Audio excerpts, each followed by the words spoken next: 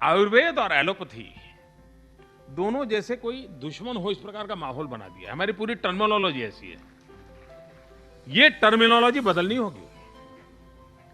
हम भी तो विवाद करते रहते, भाई आयुर्वेद जो है वो मूल से बीमारी को दूर करता है और एलोपैथी तो भाई ऊपर ऊपर रिलीफ करता है। और हम दुष्कारते हैं और फिर खानगी में वही करते हैं।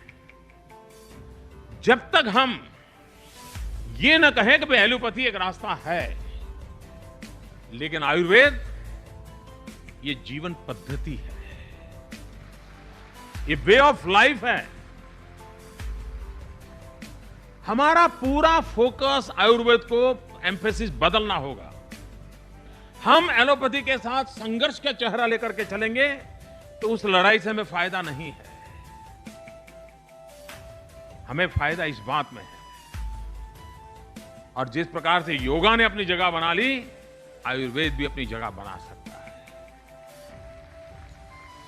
अगर नई बीमारी आएगी तो एलोपैथी वाले संभाल लेंगे, लेकिन बीमारियां ना आए वो तो आयुर्वेद ही संभाल सकता है।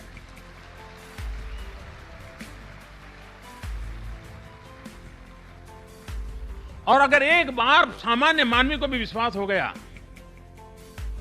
कि हां ये रास्ता है। आप देखिए, बड़े से बड़ा डॉक्टर क्यों ना हो, सर्जन हो, लेकिन उसके घर में अगर पोता होता है और पोते को दांत आने वाले होते हैं और अगर लूज मोशन शुरू हो जाता है तो शहर का सबसे बड़ा सर्जन भी होम्योपैथी के डॉक्टर के यहाँ जाता है उस बच्चे को गोलियां खिलाने के लिए, ताकि उसके दांत आए और लूज मोशन ना हो। यही होता है ना, वो अपना रास्ता छोड़ करके अपने बच्चे की भलाई के लिए रास्ता बदलता है। विश्वास बहुत बड़ी चीज है। मैं एक घटना से बड़ा परिचित हूं। मैं गुजरात में रहता था, तो वहां एक डॉक्टर वणिकर करके, अब तो उनका स्वर्गवास हो गया, बहुत बड़े, शायद वो गुजरात के पहले पैथोलॉजी के एमएस थे और विदेशों में पढ़ करके आए थे। उनका पैथोलॉजी लेबोरेटरी चलता था। उनके परिवार में, रिश्तेदारी में एक बच्चा बचपन में बीमार हो गया, बहुत छोटा बालक, शायद 2-3 महीने हुए और कुछ ठीक ही नहीं होता था। तो एक वैद्यराज के पास ले गए।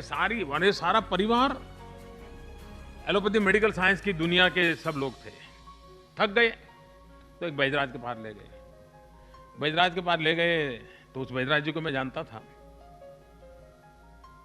तो बच्चे को देखा उन्होंने और उन्होंने अपनी पत्नी को अंदर से कहा, ऐसा करो भाई, शीरा बना के ले आओ, हलवा बना के ले आओ।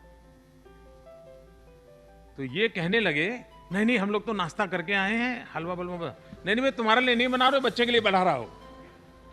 तो कह रहे, बच्चा तो 3 महीने का, उसको हलवा खिलाओगे आप? लेकिन जो भी औषधियां वगैरह डालनी होगी, उनकी पत्नी को मालूम होगा, वो 1 चम्मच भर हलवा बना करके ले आई। और उन्होंने खुद ने, वैद्यराज जी ने, उस बच्चे को उंगली पे लगा लगा करके तो उसके मुंह में चिपकाते रहे। उसको थोड़ा आधा घंटे पर कोशिश करके थोड़ा बहुत डाला। 3 दिन के अंदर उसके जीवन में परिवर्तन आना शुरू हो गया। ये डॉक्टर मुझे लगातार बताते रहते थे कि हम एलोपैथी की दुनिया के इतने बड़े लोग हमारे अपने पोते को ठीक नहीं कर पा रहे थे। उन्होंने 1 चम्मच भर हलवा खिला करके उसको बिल्कुल से एकदम से सशक्त बना दिया। कहने का तात्पर्य है कि इस शास्त्र में कोई ताकत तो है। मुसीबत हमारे भरोसे की है।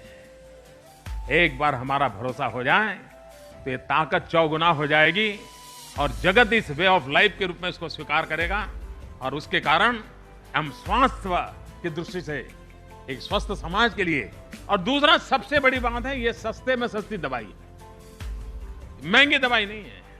मैं भी अब इन दिनों जब चुनाव में भाषण करता हूं, गला खराब होता है तो मुझे 50 फोन आते हैं, आप ऐसा कीजिए, हल्दी ले लीजिए, हल्दी ले लीजिए।